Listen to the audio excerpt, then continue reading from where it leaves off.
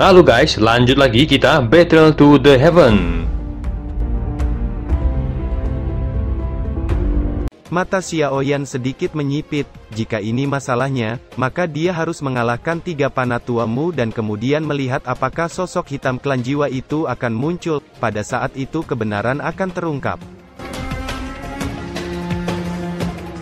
Setelah sosok Xiaoyan berhenti, Panatua Muyen tidak memberinya banyak waktu untuk bernapas dan tiba-tiba melesat ke arah Xiaoyan. Douci merah melonjak di tangannya akhirnya berubah menjadi cakar harimau saat tubuhnya sekejap muncul di depan Xiaoyan dengan cakarnya yang akan merobek tenggorokan Xiaoyan. Xiaoyan menyipitkan matanya saat melihat itu, petir segera melonjak di bawah kakinya dan tubuhnya dengan cepat menghindari cakar harimau yang mengenai udara kosong. Cakar harimau hanya menembus sebuah bayangan dan kakinya tiba-tiba menabrak ruang di belakangnya, kakinya menendang ke ruang tertentu dengan kekuatan yang kuat dan kemudian bayangan Xiaoyan muncul dan segera ditendang oleh kekuatan itu. Memalingkan kepalanya sedikit, Panatua Scar menatap Xiaoyan yang menembak ke belakang dengan niat membunuh, tapi dia tertegun melihat wajah Xiaoyan dengan senyum mencibir. Setelah tercengang beberapa saat, mata Panatua Scar tiba-tiba bergerak, tetapi dia menyadari bahwa posisi di mana Xiaoyan menembak balik sebenarnya adalah Panatua Muliao yang mempertahankan formasi. Dalam sekejap, Xiaoyan telah menggunakan tendangan dari Panatua Muyen untuk segera muncul di depan Panatua Muliao saat melepaskan telapak tangan Hung Quan. Namun saat tinju Xiaoyan akan menghantam dada Panatua Mulio, wajah Xiaoyan tiba-tiba berubah, karena dia menemukan bahwa kekuatan tak terlihat sepertinya menjatuhkannya, jika tidak serangannya akan berakibat fatal. Di saat telapak tangan yang membawa energi menakutkan akan menghantam dada Panatua Muliao, senyum dingin muncul di wajahnya dan kekuatan mengerikan muncul dari dadanya yang secara langsung menghancurkan semua tinju Xiaoyan hingga tubuhnya dengan cepat terbang mundur. Xiaoyan dengan paksa menstabilkan tubuhnya dengan matanya dipenuhi kesungguhan, tampaknya ada beberapa hubungan misterius antara 3 Panatua Mu di luar dugaannya. Aku tidak melihat seberapa kuat dirimu, kata Panatua Scar berdiri di udara dan bertiga mengepung Xiaoyan lagi dan mencibir. Dia bisa merasakan bahwa Xiaoyan jelas-jelas meminjamnya kekuatan darinya dengan sengaja untuk mencoba mengalahkan 2 orang lainnya dengan melewati dirinya sendiri. Meskipun mereka adalah 3 bersaudara, dia adalah puncak Dou di bintang 4 dan 2 lainnya sedikit lebih lemah darinya. Namun ketiganya ini bukan orang lemah biasa, bahkan jika Xiaoyan menggunakan gerakan 3000 petir, tapi dia masih tidak bisa lepas dari indera mereka. Panatua Mu, apa yang kalian lakukan? Melawan seorang bocah di puncak bintang 3 Dou di, kenapa membutuhkan waktu yang lama? Teriak Murai di kejauhan. Omong kosong, orang ini bukan Dou di bintang 3 biasa dan kemampuannya untuk melawan sangat kuat, kata Panatua Scar mengerutkan keningnya sebelum wajahnya perlahan menjadi dingin saat dia berkata ayo, cepat kita selesaikan. 2 Panatua lainnya mengangguk dengan dingin saat mendengar itu. Sepertinya mereka akan serius kali ini, gumam Xiaoyan mengerutkan keningnya, merasakan niat membunuh dari mereka bertiga. Xiaoyan perlahan menutup matanya dan douci merah menyilaukan tiba-tiba melonjak dengan liar di tubuhnya. Di atas langit, ketiga Panatua Mu langsung berjalan menuju Xiaoyan dan kemudian mereka bertiga membentuk lingkaran segitiga yang mengelilingi Xiaoyan.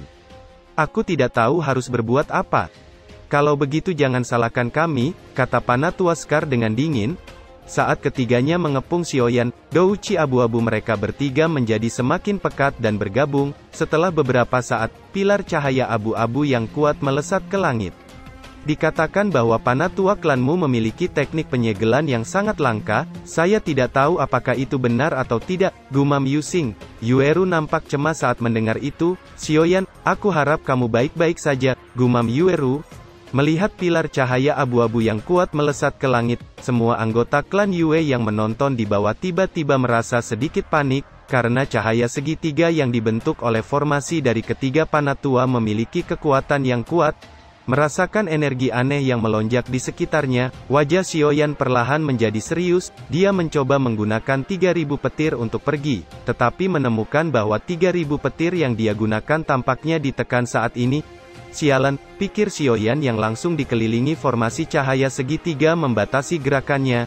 Ternyata itu adalah segel klanmu, kata Jinlong saat merasakan energi aneh dalam formasi segitiga. Segel klanmu, seru Xiaoyan terkejut.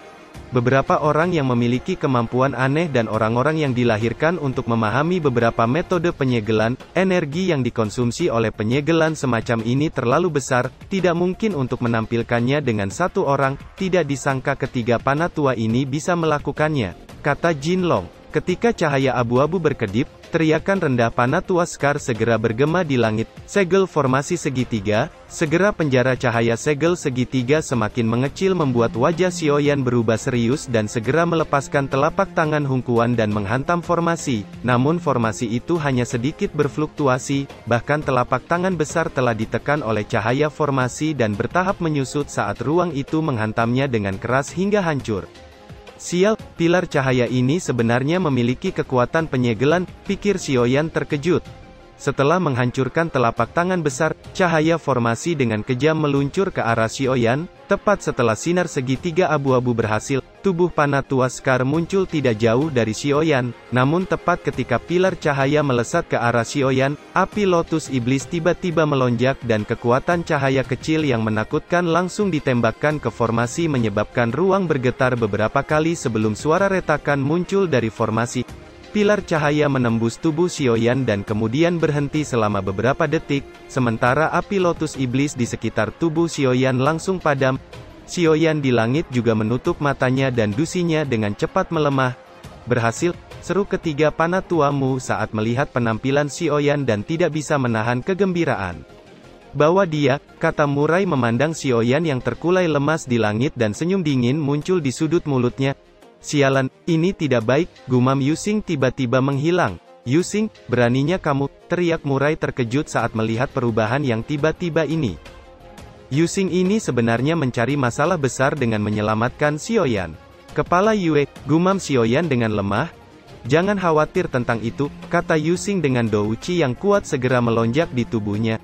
Xiaoyan, yang berada di atas langit menutup matanya sedikit, dia tidak bisa merasakan douci di sekujur tubuhnya seolah dia telah jatuh ke dalam naga raksasa yang sedang tidur.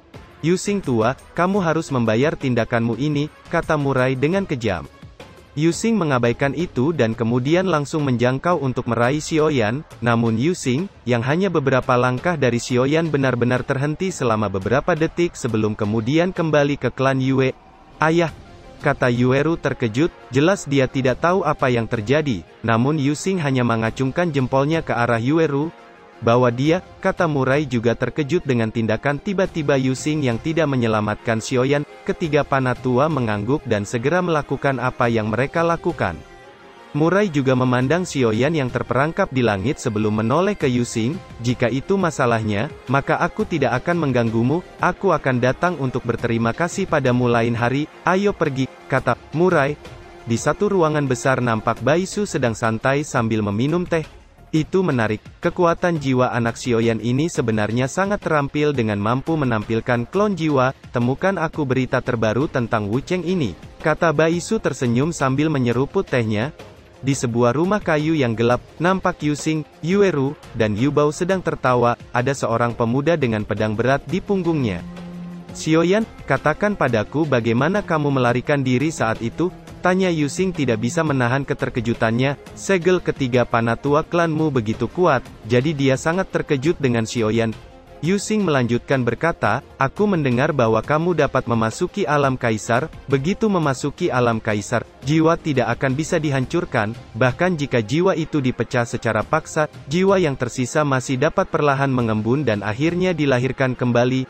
Selama jiwa mencapai ranah kaisar, tidak ada bedanya dengan tubuh. Itu agak mirip dengan keterampilan bertarungmu yang dapat memadatkan klon jiwa. Tetapi terlepas apakah itu kekuatan atau lainnya, klon jiwa yang diringkas oleh keterampilan bertarung tubuhmu tidak dapat mencapai tingkat jiwa dari ranah kaisar sepenuhnya, kata Yusing tersenyum. Kepala Yue jangan khawatir, ini bukan hanya klon jiwa, dan itu tidak akan menyebabkan banyak kerugian bagiku, kata Xiaoyan. Itu bagus, kalau begitu, kamu dapat yakin, jangan tunjukkan wajahmu sementara ini, bahkan jika mereka mengetahuinya dan kembali, aku akan menangani sisanya untukmu, ayo pergi, biarkan Xiaoyan beristirahat dengan tenang, kata Yusing, Yueru dan Yubao tersenyum dan perlahan mengangguk sebelum pergi meninggalkan tempat itu. Pada saat itu, ketika kekuatan segel formasi segitiga muncul, jika bukan karena Jinlong yang memberitahunya tentang avatar jiwa ini, Xiaoyan mungkin akan tetap tinggal di kegelapan, dan mungkin dia akan dibunuh oleh keluargamu. Wu Cheng, tunggu, aku akan memberimu hadiah besar, gumam Xiaoyan dengan kilatan dingin melintas di matanya. Sementara itu di kejauhan, kelompok klanmu, tengah membawa Xiaoyan menuju klan Wu Cheng. Mungkinkah kekuatan penyegelanmu terlalu kuat? Xiaoyan ini sebenarnya dengan mudah disegel seperti ini? Kata Mueller sedikit tidak percaya juga melihat Xiaoyan yang tak sadarkan diri. Dia pernah bertarung dengan Xiaoyan dan jelas tahu bahwa dia memiliki banyak trik, dan itu tidak akan mudah. Apa kamu terlalu malu untuk mengatakan bahwa klanmu yang bermartabat tidak dapat mengalahkan anak seperti itu? Kamu telah melemparkan sendiri wajah klanmu, kata Murai dengan keras. Mueller hanya tersenyum getir saat mendengar itu. Setelah memastikan bahwa mereka telah pergi jauh, Xiaoyan juga menutupi ruangannya dengan kekuatan jiwa sebelum bertanya pada Jinlong yang melayang di depannya. Senior, apa yang terjadi dengan alam jiwa kaisar ini? Tanya Xiaoyan sedikit mengerutkan keningnya. Aku tahu kamu memiliki keraguan, tetapi tidak mudah bagiku untuk muncul dalam pertempuran sekarang. Bagaimanapun, beberapa aura yang sangat tidak jelas masih tersembunyi dalam kegelapan, dan jika aku muncul itu hanya akan membingungkanmu.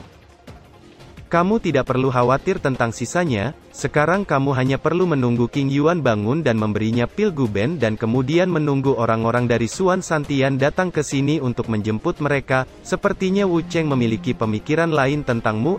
Adapun alam jiwa kaisar, kamu dapat menggunakan kekuatan jiwamu untuk merasakan dan memadatkan klon jiwa yang kekuatannya sama persis dengan milikmu. Rasa senang melonjak di hati Xiaoyan saat mendengar itu. Memiliki klon jiwa yang sama persis dengan kekuatan sendiri adalah harta yang tak ternilai. Itu tampaknya akan menjadi senjata pamungkas lainnya.